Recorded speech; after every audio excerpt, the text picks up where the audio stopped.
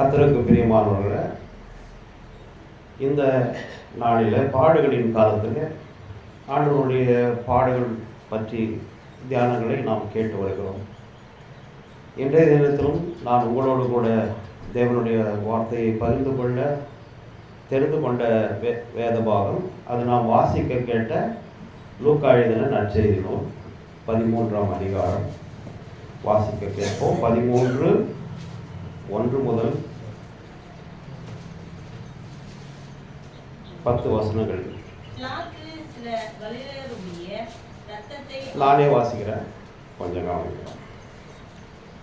பிலாத்து சில கலிலேயருடைய இரத்தத்தை அவர்களுடைய பலிகளோடு கலந்திருந்தான். அந்த வேளையிலே அங்கே இருந்தவர்களில் சிலர் அந்த செய்தியை அவருக்கு அறிவித்தார்கள். இயேசு அவர்களுக்கு பிரதியுத்தரமாக, அந்த கலிலேயருக்கு அப்படிப்பட்டவர்கள் சம்பவித்ததினாலே மற்ற எல்லா கலிலேயரை பார்க்கிலும் அவர்கள் பாவிகளாய் இருந்தார்கள் என்று நினைக்கிறீர்களோ?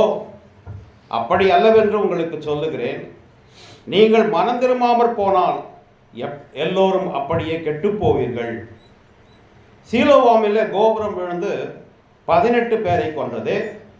எருசலேமிலே குடியிருக்கிற மனுஷர் எல்லோரிலும் அவர்கள் குற்றவாளிகளாய் இருந்தார்கள் என்று நினைக்கிறீர்களோ? அப்படி அல்லவென்று உங்களுக்கு சொல்லுகிறேன். நீங்கள் மனம் திரும்பாமற் போனால் எல்லோரும் அப்படியே கெட்டு போவீர்கள் என்றார். அப்பொழுது அவர் ஒரு ஓமையை சொன்னார். ஒருவன் திராட்சை தோட்டத்திலே ஒரு அத்தி மரத்தை நட்டிருந்தான். அவன் அதிலே கனியை தேடின போது ஒன்றும் காணவில்லை. அப்பொழுது அவன் தோட்டக்காரனை நோக்கி, இதோ 3 வருஷமாக இந்த அத்தி மரத்திலே கனியை தேடி வருகிறேன், ஒன்றையும் காணவில்லை, இதை வெட்டி போடு, இந்த நிலத்தையும் ஏன் கெடுக்கிறது என்றான். அதற்கு அவன், ஐயா, இந்த வருஷமும் இருக்கட்டும், இதை சுற்றிலும் கொத்தி எரி போடுவேன், கனி கொடுத்தால் சரி, கொடாவிட்டால் இனிமேல் இதை வெட்டி போடலாம் என்று சொன்னான் என்றார் என்பதுவே. கிறிஸ்துவுக்குள் பிரியமானவர்களே, இந்த பகுதி ஒரு கிருபையை பற்றி சொல்லுகிறதா இருந்தாலும் இதில் ஒரு கடுமையான ஒரு எச்சரிக்கையை ஆண்டவர் நமக்கு கொடுக்கிறதை பார்க்கலாம். நீங்கள் வாசித்த சங்கீத பகுதியில் 3 காரியங்களை பற்றி சொல்லப்பட்டது. யாராவது சொல்ல முடியுமா? முக்கியமாக 3 காரியங்களை சொன்னான். சங்கீதக்காரன் 3 காரியங்களை சொன்னான். நானே சொல்கிறேன். ஒன்று கிருபை, இன்னொன்று உண்மை சத்தியம், அடுத்தது நீதி. இந்த 3 காரியங்களை குறித்து அங்கே சொல்லப்பட்டது. கிருபையுள்ளவராக இருங்க அப்படின்னு சங்கீதக்காரன் அங்கே கெஞ்சுகிறான், எங்கள் மீது கிருபை பாராட்டும் ஆண்டவரே அப்படின்னு. அடுத்தது கிருபையும் சத்தியமும், சத்தியம் வானத்திலிருந்து இறங்கி வந்தது அப்படின்றது அங்கே வாசிக்க கேட்டிருக்கலாம். வானத்திலிருந்து இறங்கி வந்தவர், அப்போது வானத்திலிருந்து இறங்கி வந்தவர் ஆண்டவராகிய இயேசு கிறிஸ்து. நானே வழியும் சத்தியமும் ஜீவனமாக இருக்கிறேன், என்னாலன்றி ஒருவனும் பிதாவின் இடத்தில் வரான். அப்போது அவர் தான் சத்தியம். கிருபையும் சத்தியமும் நமக்குள் வாசமாக இருந்ததே அப்படின்றத நிருப பகுதிகளில் வாசிக்க பார்க்கலாம். அப்போ கிருபையும் சத்தியமும் நமக்குள்ள வாசம் பண்ணின அதே தேவன் என்னவா இருக்கிறாரு? நீதியை செய்வதற்கும் அவர் இருக்கிறார். நீதியை செய்வதற்கும் அவர் இருக்கிறார் என்பதை சங்கீத பகுதியில் மட்டுமல்ல, நமக்கு கொடுத்திருக்கிற எல்லா வேத பகுதியிலும் அதுதான் சொல்லப்பட்டிருக்கிறது. இங்கே வாசிக்க பார்க்கிற போது பிலாத்து என்ன பண்ணுறான்? கலிலேயர், வேறு தெய்வங்களை வணங்கக்கூடிய ஒரு ஜனம், அவர்களுடைய அந்த ஆலயங்களிலே அவர்கள் தொழுது கொள்கிற இடத்திலே என்ன பண்ணுறாங்க? அவங்க பலிகளை செலுத்துவது வழக்கம். எப்படி இஸ்ரவேல் ஜனம் பலிகளை செலுத்துவார்களோ அதே போல் மற்ற ஜாதி மக்களும் கூட பலிகளை செலுத்துவார்கள். அந்த பலியில் என்ன பண்ணுறான்? இவன் அங்கிருந்தவர்களுடைய தலைகளையோ வெட்டி அந்த ரத்தத்தை அந்த பலிகளோட கலந்தான் அப்படின்ற செய்தியை ஏசாமி கிட்ட வந்து சொல்கிறான். சொல்லும் போது அவர் என்ன சொல்கிறாரு, அவர்களுக்கு பிரதியுத்தரமாக, இந்த கலிலேயருக்கு அப்படிப்பட்டவர்கள் சம்பவித்ததினாலே மற்ற எல்லா கலிலேயரை பார்க்கிலும் அவர்கள் பாவிகள் என்று நினைக்கிறீர்களோ? அப்படி அல்ல என்று உங்களுக்கு சொல்லுகிறேன். நீங்கள் மனம் திரும்பாமற் போனால் அப்படியே கெட்டு போவீர்கள். எச்சரிக்கிறார். உலகம் முழுவதும் யுத்தங்கள் நடந்து கொண்டிருக்கிறது. முக்கியமாக பார்த்தா இஸ்ரவேலுக்கும் பாலஸ்தீனத்திற்கும் இடையே பெரிய யுத்தம் காசாவில் நடந்துருக்குது. நடந்த நிகழ்ச்சியை பார்க்கிற போது ரொம்ப நமக்கே வேதனையாக இருக்கும். என்னன்னு பார்த்தா, முதல்ல இஸ்ரவேலில் காசாவில் இருக்கக்கூடிய தீவிரவாதிகள், அமாஸ் தீவிரவாதிகள் என்ன பண்ணாங்க, இஸ்ரவேலை தாக்கி அதில் இருந்தவர்களை பிணையாளிகளாக கொண்டு போயிட்டாங்க. அதை மீட்பதற்காக இஸ்ரவேல் போர் தொடுக்கிறது. அங்கே இருக்கக்கூடிய பல விதமான கட்டடங்களும் ஜனங்களும் அழிக்கப்பட்டார்கள், கொடுமை பண்ணப்பட்டார்கள். இப்போது திரும்பவும் கர்த்தர்னு சொல்லக்கூடாது, அமெரிக்கா தலையிட்டு ஒரு உடன்படிக்கை செய்து போர் நிறுத்த வேண்டும், போரை நிறுத்த வேண்டும் என்று சொல்லி அந்த ட்ரம்ப் வந்த பிறகு ஏற்பாடு செஞ்சாங்க. அப்புறமா அங்கே இருக்கிறவங்கெல்லாம் என்ன ஆச்சு, போர் நிறுத்தம் ஏற்பட்டது. எல்லாம் வெளியே போனவங்கலாம் திரும்பி ஜனங்கள்லாம் வந்தாங்க. அடுத்தது பார்க்கும்போது அதுக்குள்ளே ட்ரம்ப் ஒன்று அறிவிக்கிறாரு, காசாவில் இருக்கிறவங்களாம் திரும்பி போங்க. வந்தவங்கெல்லாம் திரும்பி அங்கே ஒன்றுமே வாழ்வதற்கு ஒன்றுமே இல்லை. எல்லா கட்டடங்களும் நொறுங்கி கிடக்கிறது. எல்லா வீடுகளை இழந்திருக்கிறாங்க, குடும்பங்களை இழந்திருக்கிறாங்க. எல்லாம் போயிட்டவங்க திரும்பி ஆனால் அதே இடத்துக்கு வராங்க, குடியிருக்க வேண்டும் என்று சொல்லி. வந்த பின்னால் திரும்பவும் போர் ஆரம்பிக்கிறது. கொத்து கொத்தா ஜனங்க செத்துனுக்குறாங்க. பிள்ளைகள் என்ன துன்பம், என்ன அவங்க என்ன தவறு பண்ணாங்க, என்ன பாவம் பண்ணாங்க? குழந்தைகள். ஏன் இதை சொல்கிறேன்னா, அங்கே நேருவதனால அவங்கெல்லாம் ரொம்ப கெட்டவங்க, கடவுளுக்கு அடிப்பணியாதவர்கள், அதனால் அவங்க அழிக்கப்படுகிறார்கள் என்று நாம் எண்ணலாமா? அப்போ நம்மளை வார்ன் பண்ணுறார், நீங்கள் மனம் திரும்பாமல் போனால் அப்படியே கெட்டு போவீர்கள். நம்ம பார்த்து சொல்கிறார், நீங்கள் என்னையும் சேர்த்து மனம் திரும்பாமல் போனால் அப்படியே கெட்டு போவீங்க. ஏன்னா கர்த்தருக்கு உகந்த காரியங்கள் நம்முடைய திருச்சபைகளில் நடக்கிறதில்ல. பரிசுத்தம் என்பது குலைச்சலாக்கப்பட்டு கொண்டிருக்கிறது. பரிசுத்தத்தை எப்படி பாதுகாக்கணுன்ற அந்த வாஞ்சையும் விருப்பமும் கூட நம்மிடத்தில் இல்லாமல் போயிருக்கிறது. கர்த்தர் இன்னைக்கு நமக்கு சொல்லுகிறதுன்னா, எல்லாமே பாவம் செய்கிறாங்க, நம்மளும் பாவம். ஆலயத்துக்கு போகிறோம், ஜபம் பண்ணுறோம், அவரை தொழுது கொள்ளுகிறோம். அப்படின்ற நிலைமை இல்லாமல் நீ பரிசுத்தமாயிரு, நீ பரிசுத்தமாயிரு, உன்னை பரிசுத்தமாய் மாற்றிக்கொள். ஏன்னா என்னுடைய வருகை சமீபமாய் இருக்கிறது. கிருபை கொடுக்கப்பட்டிருக்கிறது. அந்த கிருபை என்ன பண்ணாத, உதாசீனப்படுத்தி அதை இழந்து போகாதே. கிருபையின் நாட்கள் முடிந்து போக போகிறது. கிருபை நாட்கள் முடிந்து போனால் நீதி நம்மீது வந்து இறங்கும். நியாயாதிபதியாக கர்த்தர் வீற்றிருப்பார், அவர் முன்னால் வந்து நிற்கணும். நான் ஒரு போதகர்கிட்ட பேசிட்டு இருக்கும் போது, இப்படி தப்பு எல்லாம் பட்டிட்டு இருந்தால் எப்படி ஆண்டவர் வந்து நியாயம் திருக்க மாட்டாரா அப்படின் போது, அவர் நல்ல படித்த மெத்த ஒரு ஸ்காலர் இன்னும் சொல்லலாம். அவர் என்ன சொன்னார்னா, கிருபை, நாம் பாவம் செய்தாலும் என்ன பண்ணுவார், கிருபையை காண்பித்து நம்மை ரட்சிப்பார். மோட்சத்துக்கு போவதற்கு அவர் கிருபை பாராட்டுவார் என்று அவர் சொன்னார். அது சரியா தவறா? சரியா தவறுங்களா? கொஞ்சம் யோசிச்சு சொல்லலாமே பதில.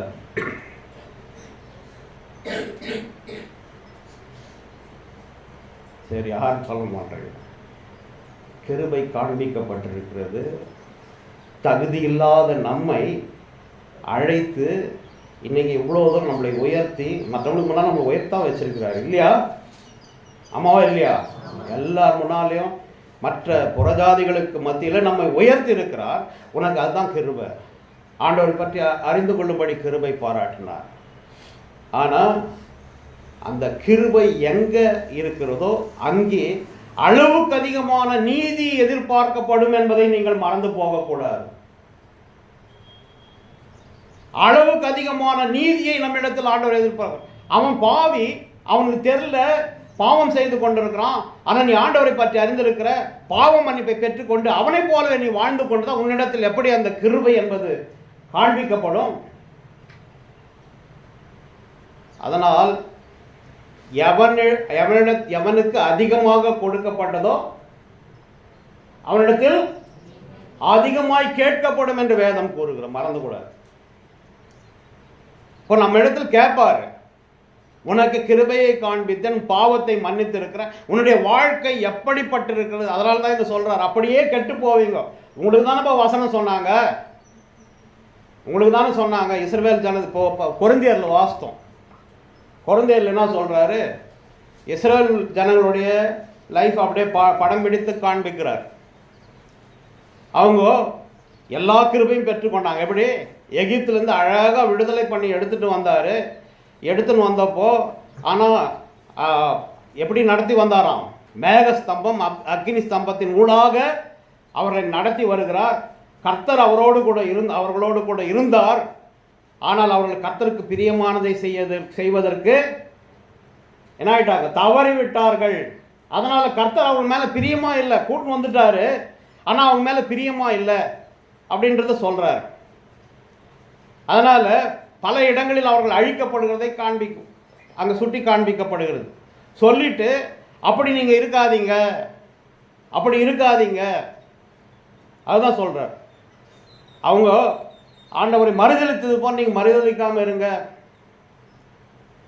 விக்கிரகாராதனை செய்தாங்க, அதனால் பாம்புகள் கடித்து அவர்கள் இறந்தார்கள். அது மாதிரி நீங்கள் செய்யாதீங்க. அடுத்து சங்காரத்தூதன் வந்து அவனுக்கு தப்பு பண்ணும்போது வெட்டி போட்டான். அந்த மாதிரி இருக்கு. அவங்களுக்கெல்லாம் அப்பப்பவே தண்டனை. இன்னைக்கு நமக்கு தண்டனை இல்லை. தள்ளி வச்சிருக்கார். ஏன்னா கிருபை. ஏன் கிருபை காண்பிக்கப்படுகிறது? எது கிருபை காண்பிக்கப்படுகிறது? ஒருவரும் கெட்டு போகக்கூடாது, எல்லோரும் நித்திய ஜீவனை அடைய வேண்டும் என்பதற்காக பொறுமையாகிறார். நமக்கு தெரியும் ஆண்டவருடைய பொறுமை ஒரு சில நேரங்களில் இருக்கும். ஆண்டவருடைய ஊழியத்தை செஞ்சால் கூட சரி, ஆண்டவருடைய ஊழியத்தை நாம் செய்து கொண்டிருந்தாலும் சரி, அவங்களுக்கு தான் அதிகமான சாபம் இல்லை, அவங்கள தான் அதிகமாக கேட்பார். என்னுடைய வார்த்தைகளை நீ போய் பிரசங்கிக்கிற இல்லையா, நீ எப்படி இருந்த அப்படின்றத நம்ம கிட்ட தான் முதல் கேட்பார். அப்படி நிறைய பேர் மரித்து போனதை நாம் அறிந்திருக்கிறோம். ஊழியம் மட்டும் பண்ணுவாங்க, ஆனால் தன் வாழ்க்கையில் சரியாக இல்லாததுனால அவளை தண்டித்து, அவள் குடும்பத்தை தண்டித்து இருக்கிறார். கண் முன்னால் பார்த்துருக்குறோம். இன்னைக்கு அவங்கெல்லாம் இல்லை. அதெல்லாம் என்னவா நமக்கு சாட்சியாக வைக்கப்பட்டு இருக்கிறது. எல்லாமே சாட்சியாக வைக்கப்பட்டிருக்கிறது. அப்போது இந்த கிருபையை உதாசீனப்படுத்தக்கூடாது என்பதை நாம் விளங்கிக் கொள்ள வேண்டும். பரிசுத்தமாய் வாழ அழைக்கப்பட்ட ஜனங்கள் எதுக்காக ஆண்டவர் வந்தாராம்? நியாயப்பிரமாணத்தை நிறைவேற்றவே வந்த. நியாயப்பிரமாணத்தை அழிக்க அல்ல, நியாயப்பிரமாணத்தை நிறைவேற்ற வந்தேன்னு சொல்லி நியாயப்பிரமாணத்தை நம்மளால் செய்ய முடியாத நியாயப்பிரமாணத்தை அவர் என்ன பண்ணார்? முடித்து காண்பித்தார், செய்து நமக்காக செஞ்சார். ஆனால் அவர் வைத்திருக்கிற நியாயப்பிரமாணம் மிகவும் கடுமையானது, மறந்துடக்கூடாது. ஏன்னா சிநேகிதனே, உனக்கு நான் பாவங்களை மன்னித்தது போல நீ உன் பிறருக்கு மன்னித்தாயா? முதல்ல அதான் கேள்வி. நான் உனக்கு மன்னிச்சிருக்கிறேன், நீ உனக்கு மற்றவங்களுக்கு மன்னிச்சிருக்கிறியா? உன் வாழ்க்கையில் மன்னிக்கிறியா? மன்னிக்கலைன்னா என்னுடைய மன்னிப்பு உனக்கு எப்படி கிடைக்கும்?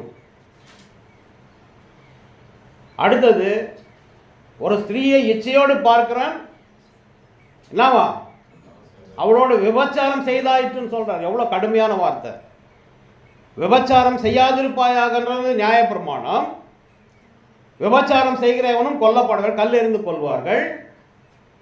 அது நியாயப்பிரமாணம். ஆனால் என்ன சொல்கிறோம்? நியாயப்பிரமாணம் நமக்கு இல்லை அப்படின்னு சொல்லியிருக்கிறோம். ஆண்டவர் கொடுத்திருக்கிற நியாயப்பிரமாணம், ஒரு ஸ்திரீயை எச்சையோடு பார்க்கணும், அவளோடு விபச்சாரம் செய்தாயிற்று. அப்போ எவ்வளவு ஒரு கடுமையான ஒரு அவருடைய பின்பற்றுதல் எப்படி இருக்கணுன்ற ஒரு கடுமையை ஆண்டவர் வச்சிருக்கிறாரு. ஆனால் நம்ம என்ன பண்ணுகிறோம்? கிருபையை பற்றி பேசிக்கொண்டிருக்கோம். கிருபை அவசியம். கிருபை இல்லைன்னா நம்ம இல்லைன்றது நமக்கு தெரியும். ஆனால் அந்த கிருபையை உதாசீனப்படுத்தக்கூடாது என்று பவுல் அப்போஸ்தலன் சொல்கிறார். நமக்கு கொடுக்கப்பட்ட கிருபையை உதாசீனப்படுத்தினோம் அப்படின்னா, வசனத்தை வாசித்து பாருங்கள். அந்த பகுதி எனக்கு ஞாபகம் வரல. வசனம் என்ன சொல்லுதுன்னா, கிருபையை நீ உதாசீனப்படுத்தினால் அதை கொடுத்து ஆண்டவராகி இயேசு கிறிஸ்துவை உன் காலின் கீழாக போட்டு மிதிக்கிறாய் என்றார். எவ்வளோ கடுமையான வார்த்தை! நம்ம சர்வசாதாரணமாக யோசிச்சுட்டு இருக்கிறோம். அதனால தான் சொல்கிறாரு, என்ன வார்த்தை பாருங்கள், நீங்கள் இதெல்லாம் செய்யலைன்னா அப்படியே கெட்டு போவீங்க. ஏன்னா இஸ்ரவேல் ஜனத்துக்கு அளவுக்கு அதிகமான வசனங்களும் பழைய ஏற்பாட்டு பகுதியில் அவ்வளவு கட்டளைகளும் கொடுக்கப்பட்டிருக்கிறது. எல்லாம் நாங்கள்லாம் பரிசுத்தமான ஜனம், நாங்கள்லாம் பரிசுத்தம்பா, நாங்கள் கிறிஸ்தவர்கள், அந்த மாதிரி அவங்க அப்படி தான் யோசிப்போம். நாங்கள் எல்லா ஜனங்களும் பிரித்து எடுக்கப்பட்டவர்கள் அப்படின்னு இப்படிதான் சொல்கிற. இவங்களை காட்டிலும் உன்னுடைய நீதி அதிகமாக இல்லை என்று சொன்னால் என்ன ஆயிடுவ? நீ அப்படியே கெட்டு அழிஞ்சு போயிடுவ அப்படின்ற. சரி, அடுத்தது பாருங்கள், 4வது வசனத்தில், சீலோவாமிலே கோபுரம் விழுந்து 18 பேரை கொன்றது. எருசலேமில் குடியிருக்கிற மனுஷர் எல்லோரிலும் அவர்கள் குற்றவாளிகள் என்று நினைக்கிறீர்களோ? அப்படி அல்லவென்று உங்களுக்கு சொல்லுகிறேன். நீங்கள் மனம் திரும்பாமற் போனால் எல்லோரும் அப்படியே கெட்டு போவீர்கள். நம்ம அநேக தரம் என்ன பண்ணுறோம்?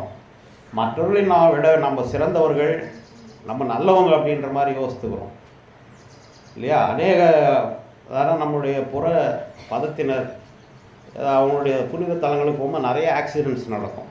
அதனால் அங்கே போனால் அதனால் அப்படி நடந்துச்சு, இவங்க அப்படி சத்தான், அவன் இப்படி சத்தான் அப்படின்றத நம்ம யோசிக்கிற போது ஆண்டவர் நமக்கு சொல்லுகிற காரியம், மகனே மகளே, நீ ஒழுக்கமாக இல்லைன்னா அதை விட மோசமான நிலைமை உனக்கு நேரிடும், அப்படியே கெட்டு போவீர்கள்.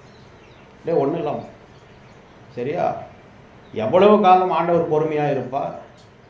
எவ்வளவு காலமாக ஆண்டவர் தன்னுடைய நீதியும் நியாயத்தையும் செய்யாதிருப்பார்? நம்ம யோசிக்கிறோம், எல்லாம் தப்பு பண்ணுறோம் கொள்கிறோம், ஆனால் தண்டனை எங்கே கிடைக்குது? பாவம் செய்கிறவன் பாவம் செய்து கொண்டே தாங்கிறான், அவனுக்கு எந்த விதமான தண்டனையுமே இல்லையே. ஆனால் ஆண்டவரே உண்மை பின்பற்றி வந்ததுனால என்ன பிரயோஜனம்? நம்ம எப்பவும் எதை பற்றியே யோசித்துட்டு கொண்டு இருக்கிறோம்? உலக பிரகாரமான வாழ்க்கையை பற்றியே யோசித்துருக்கிறோம்.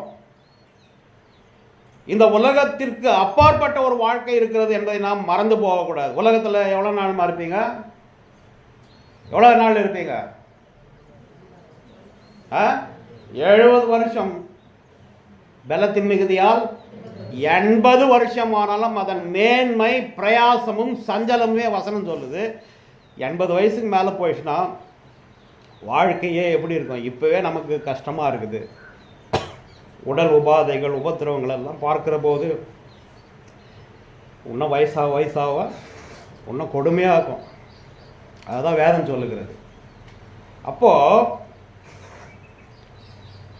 இந்த கிருபையை நாம் என்ன பண்ணக்கூடாது? உதாசீனப்படுத்தவே கூடாது. அப்போது இந்த 70-80 வருஷ வாழ்க்கையில் எவ்வளவு காலம் நாம் சந்தோஷமாகிறோம், எவ்வளவு காலம் நம்ம துன்பத்திலும் துக்கத்திலும் வாழ்கிறோன்னு பார்த்தா அநேக காரணங்களில் என்னதான் துன்பமும் துக்கமும் தான் சூழ்ந்துருக்கு. நன்மை என்பது சிறிதளவே இருக்குது. அப்போது ஏன் இதை சொல்கிறேன்னா, இதற்கு பின்பாக ஒரு வாழ்க்கை இருக்கிறது. அதை என்ன பண்ணக்கூடாது, மறந்து போக கூடாது. பின்னால் என்ன சார் வாழ்க்கை இருக்குது?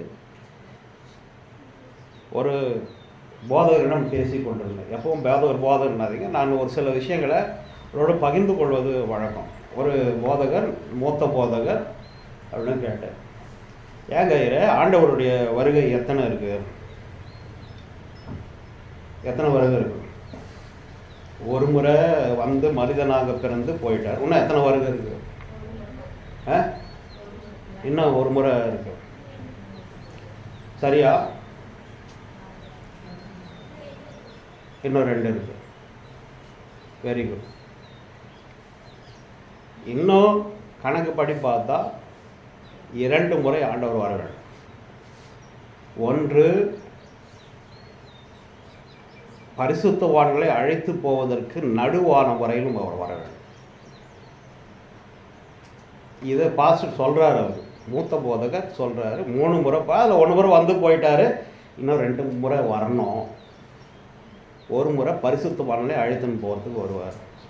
இன்னொரு முறை என்ன பண்ணுவார், எல்லோருடைய அது வந்து அதுதான் வந்து ரகசிய வருகைன்னு சொல்கிறோம்.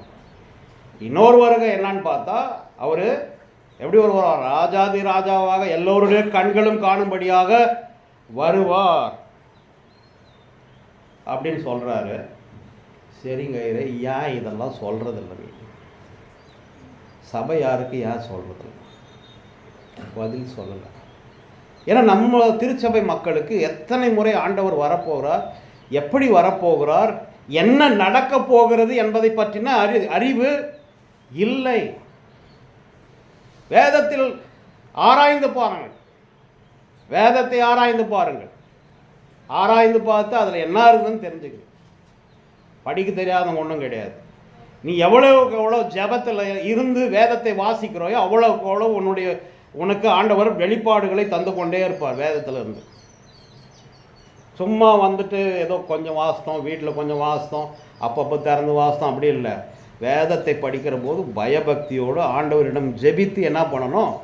வேதத்தை வாசிக்க வேண்டும். இதெல்லாம் உண்மையாக நடக்குமா சார்னா, இப்போ நடந்துட்டு இருக்கிறது என்ன? யுத்தங்களின் செய்திகளும் கேள்விப்படுவீர்கள் அப்படின்னு சொல்லியாச்சு. இன்னைக்கு உலகம் முழுவதும் யுத்தங்கள் தொடங்கப்பட்டிருக்கு.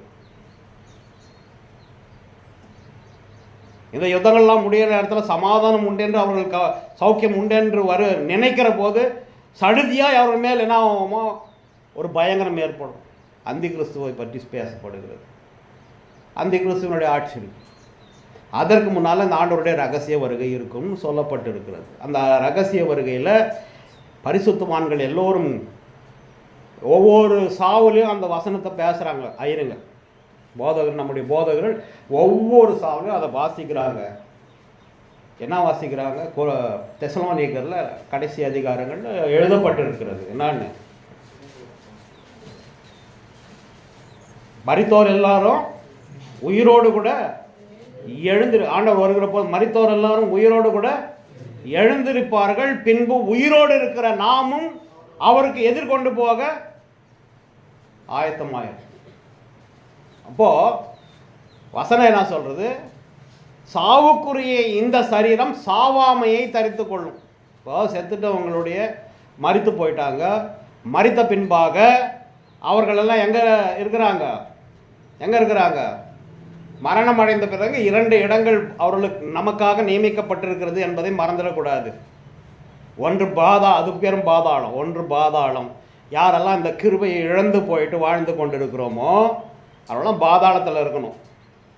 தான் தண்டனைன்றது தான். ஏன்னா ஆபிரகாம் அந்த லாசுரு கதையில் நம்ம லாசுருனுடைய ஓமை ஆண்டவர் சொல்லுகிறப்போ சொல்கிறார், ஆபிரகாம் மடியில் அவன் தேற்றப்படுகிறான், இன்னொருத்தன் பாதாளத்தில் இருக்கிறான்.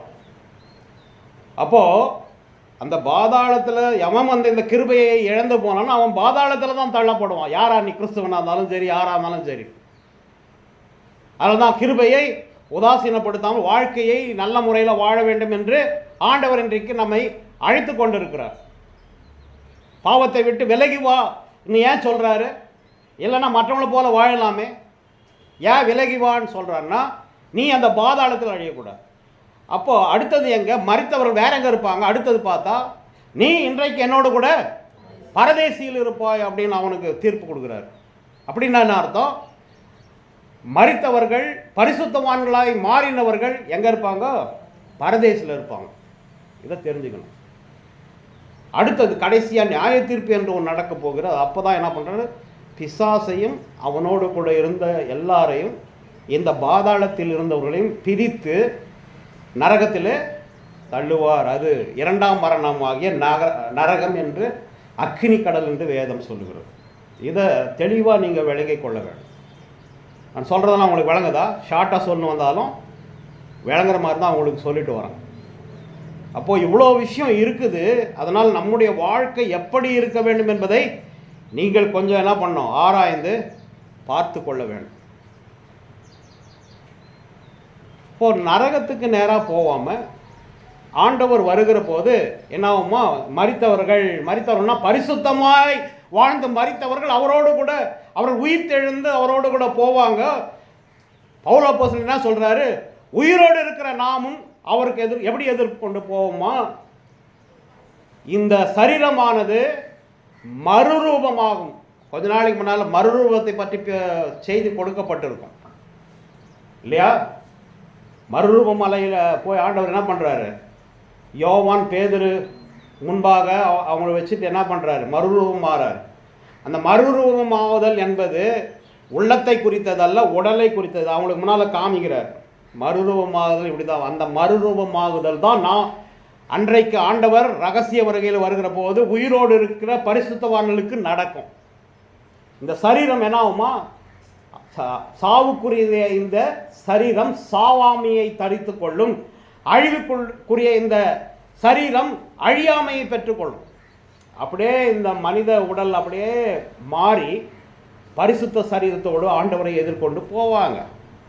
பவுல் அப்போஸ்தலன் தெசலோனிக்கரில் அழகாக விளக்குறார். அதனால தான் வேதத்தை ஆராய்ந்து பாருங்கள். அவள் நித்திய ஜீவ வசனங்கள் உண்டு.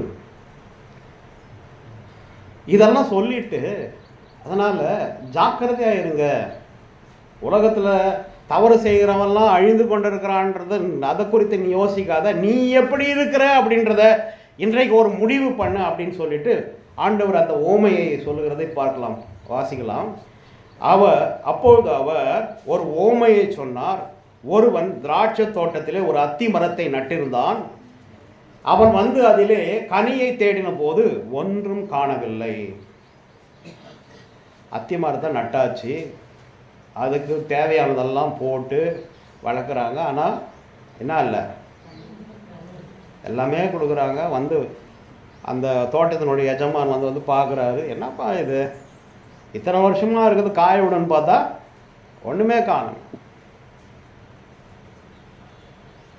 அடுத்தது என்ன நடக்குதாங்க? அதனால் இதை வெட்டி போடு அப்படின்றாரு. அப்போது தோட்டக்காரன் அவரை நோக்கி, 3 வருஷமாக இந்த அத்தி மரத்தில் கனியை தேடி ஒன்றையும் காணவில்லை, இது வெட்டி போடு, இது நிலத்தையும் ஏன் கெடுக்கிறது? நிலத்தையும் கெடுக்குது. சபையில் ஒரு சில ஆட்கள் அப்படி தான். சபையில் வந்து எப்பவும் பிரச்சனைகளை உண்டாக்கினே இருப்பாங்க. அது ஒரு கலை. அதையா வெட்டி போடாமல் விடுறாரு ஆண்டவர். சொல்கிறாரு, ஆண்டவரே இந்த களை வந்து ரொம்ப பிரச்சனை பண்ணினே இருக்குது, அதுக்கு போடுற தீனியெல்லாம் இது எடுத்து சாப்பிட்டுடுது, என்ன பண்ணலாம்? களையை மட்டும் பிடுங்கிட்டோமா? நோ, களையை பிடுங்காத. களையை பிடுங்கினா என்ன ஆகும்? அதே மாதிரி இருக்கிற நெல்லையை சேர்த்து பிடுங்கிடுவேன். அதனால் வேணாம், அது வளரட்டும். அறுவடை வருகிற போது அதை என்ன பண்ணலாம்? அறுத்து அப்போ பிரிக்கும் போது பதர் என்ன ஆகிடும்? களை வந்து தனியாக போயிடும், அதை எரிச்சிடலாம். நல்லா விளைவிக்கணும். அப்போது ஆண்டவருக்கு பிரியமான வாழ்க்கை இருக்கும். பிரச்சனைகளை உண்டு பண்ணுகிற வாழ்க்கையில் பிரச்சனைகளை சால்வ் பண்ண, இதுதான் நம்மக்கிட்ட இருக்கிற குறைபாடு. என்னப்பா நம்ம திருச்சபைகளில் பிரச்சனை அப்படின்னு பார்த்தா, பிரச்சனைகளை தீர்க்க வேண்டும். அதுதான் ஆண்டவர் சொல்கிறார். முதலாவது உன்னுடைய சகோதரனோடு கூட உனக்கு பிரச்சனை இருந்தால் போயிட்டு என்ன பண்ணு? அவனோடு கூட ஒப்புரவாக அப்புறமா பின் வந்து காணிக்கை செலுத்து. பிரச்சனைகளை உண்டாக்கினே போயின்னுக்கிறாங்களே தவிர அந்த பிரச்சனை என்னப்பா பிரச்சனைன்னு கேட்டு சால்வ் பண்ணுற இது இல்லாதனால திருச்சபைகளுக்குள்ள பெரிய பெரிய நம்மளுடைய பெரிய லெவல்லையே நமக்கு பிரச்சனைகள் தீரவில்லை. அப்போது அங்கே தான் ஆண்டவருடைய அன்பு வேணும். ஆண்டவருடைய அன்பு இருந்தால் கூப்பிட்டு பேசி சமாதானமாக பேசி நமக்குள்ளே ரொம்ப பிரச்சனை அவள் ஒரு காழ்ப்புணர்ச்சியோடு எதையும் பண்ணவே கூடாது. உள்ளத்தில் ஒன்றை வச்சுட்டு நம்ம பண்ணோம்னா அது ஒர்க் அவுட் ஆகாது. அப்போ கூப்பிட்டு பேசும்போது என்ன பண்ணோம், ஒரு பிரச்சனையும் இல்லாமல் உனக்கு என்னப்பா பிரச்சனை, அவருக்கு என்னப்பா பிரச்சனை, எனக்கு என்னப்பா பிரச்சனைன்றது கூப்பிட்டு இதுக்கு இப்படி சால்வ் பண்ணால் சரியாக போகும், நீ இது ஒரு முறை பார்த்துக்க, அவர் ஒரு முறை பார்த்துக்க, அப்படி எல்லாத்தையும் சால்வ் பண்ணி போயிட்டால் பிரச்சனை கிடையாது. குடும்பத்துலேயும் அதே தான். குடும்பத்தில் ஒரு பிரச்சனைகளை நீ உள்ளே வச்சுட்டு இப்போ ஒரு நிலம் சொத்து பிரச்சனைன்னு வச்சுக்கலாம்.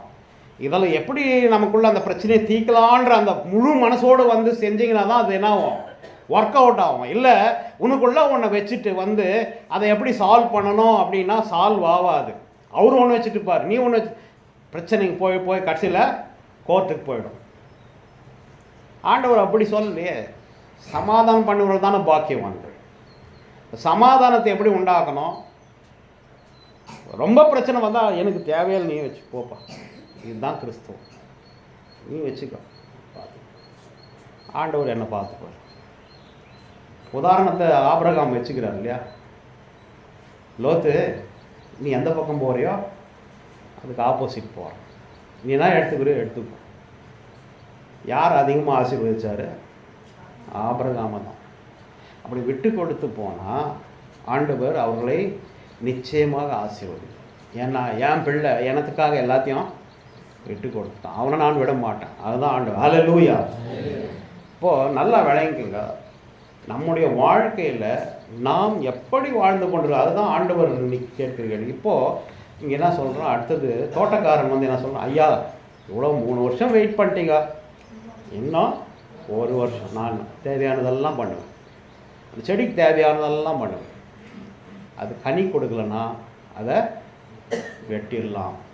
அப்போது ஆண்டவர் நமக்கு ஒவ்வொரு நாளையும் கூட்டி கொடுத்து கொண்டே இருப்பதற்கான காரணம், இன்றைக்காவது மனம் திரும்புவா. இஸ்ரவேலே கோழி தன் குஞ்சுகளை சேர்த்து கொள்வது போல உன்னை சேர்த்து கொள்ளும்.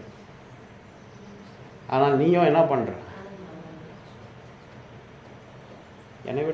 என்னை விட்டு ஏன் விலகி போகிற? நிறையா இடத்துல ஆண்டவருடைய பழைய பாட்டெல்லாம் வாசனை ரொம்ப ஆதங்கமாக பேசுவார். இஸ்ரவேலே உன்னை எப்படி நான் கைவிடுவேன், உன்னை எப்படி நான் கை நிகழ்வேன். அந்த மாதிரி தான் ஆண்டவர் ஒவ்வொரு நாளும் மகனை உன்னை எப்படி நான் கைவிட முடியும், ஏன் இப்படி பண்ணிட்டு இருக்கிற, ஏன் திரும்ப மாட்டேன்ற, திரும்பி வா, இது வாழ்க்கை இல்லை. இதுக்கு பின்னால் ஆண்டவர் வரப்போகிறார். அப்போது நம்ம இப்போ ஏன் இதை சொன்னோன்னா 80 70 வருஷம் 100 வருஷம் நம்ம வாழ்ந்தாலும் இந்த பிரயாசமும் சஞ்சலமும் இருக்குது. ஆனால் ஆண்டவர் ராஜாதி ராஜாவாக இந்த உலகத்தில் வரப்போகிறப்போ 1000 வருட அரசாட்சி. ஹல்லேலூயா. 1000 வருட அரசாட்சி வச்சுங்க, ஞாபகத்தில் வச்சுங்க. 1000 வருட அரசாட்சி ஒன்று இருக்கும். இந்த 1000 வருட அரசாட்சி அப்போ பேதுரு ஒரு கேள்வி கேட்பான். என்னான்னு கேட்பான்னா, ஆண்டவர் உம்மை விட்டு எல்லாத்தையும் விட்டு உம்மை பின்பற்றி வந்தோமே, எங்களுக்கு என்ன கிடைக்கும் அப்படின்னு கேட்போம். அதுக்கு ஆண்டவர் என்ன சொல்லுவார்னா, என்னுடைய ராஜ்யம் வருகிறபோது நீங்கள் இஸ்ரவேலை ஆளுகிறவர்களாக இருப்பீர்கள். அவருடைய ராஜ்யம் எப்போ வரும்? அந்த 1000 வருட அரசாட்சி தான் அவருடைய ராஜ்யம். 100 வருஷம் எப்படி இருக்கிறோம், 1000 வருஷம் நம்ம எப்படி இருக்கோம். அப்போ எப்படி இருக்க போகிறீங்க? நீ உண்மையான ஆண்டவருக்கு பிரியமான பிள்ளைகளாக இருந்து அவருக்கு ஏற்ற வாழ்க்கையை வாழ்ந்திருந்தீங்கன்னா அந்த 1000 வருட அரசாட்சியில் உங்களை ராஜாக்களும் ஆசாரியர்களுமாக வைப்பார். ஹல்லேலூயா. இதை மறந்துடக்கூடாது. வேதத்தில் என்ன சொல்லப்பட்டிருக்கிறதோ அதெல்லாம் இருக்குது, நடந்து கொண்டே இருக்கிறது. ஆகவே கர்த்தருக்கு பிரியமானவர்களே, இன்றைக்கு ஆண்டவர் சொல்கிற ஒவ்வொரு நாளையும் உனக்கு நான் கூட்டி சேர்த்து கொடுத்து கொண்டே இருப்பதற்கு காரணம், இன்றைக்காவது நீ பலன் கொடுப்பாயா. ஒவ்வொரு நாளும் ஆண்டவர் பலனை எதிர்பார்க்குறார். ஒரு நாள் நமக்கு புதுசாக கொடுத்தோன்னா இந்த நாளில் என் பிள்ளை என்ன பண்ண போகிறான்ற அந்த ஏக்கம் இருக்குமா இருக்காதா? ஒவ்வொரு நாளும் நம்ம பிள்ளைகள் வரும்போது நம்முடைய பிள்ளைகள் எப்படி பாதுகாப்பாக போகுது, ஐயோ பத்திரமா போமா, பத்திரமா வாமா, எதுவும் நடக்கக்கூடாது நம்ம யோசிக்கிறோம். அதை விட பாசம் ஆண்டவர் நம்ம மீது இருக்கிறார். என் பிள்ளைக்கு ஒன்றும் நேரக்கூடாது, பிசாசு எந்த விதத்தில் அவனை வஞ்சிக்கக்கூடாது அப்படின்றத யோசிக்கிறார். அப்போது அதற்கு தகுந்த மாதிரி நம்முடைய வாழ்க்கையை நாம் அமைத்து கொள்ள வேண்டும். இப்படிப்பட்ட வாழ்க்கையை அமைத்து கொள்ள தேவன் நமக்கு கிருபை செய்வாராக. ஆமென். எல்லா புத்திக்கும் மேலான தெய்வீக சமாதானம் கிறிஸ்து இயேசுவுக்குள் உங்கள் சிந்தையும் உங்கள் செயல்பாடுகளையும் பாதுகாத்துக் கொள்வதாக. ஆமென்.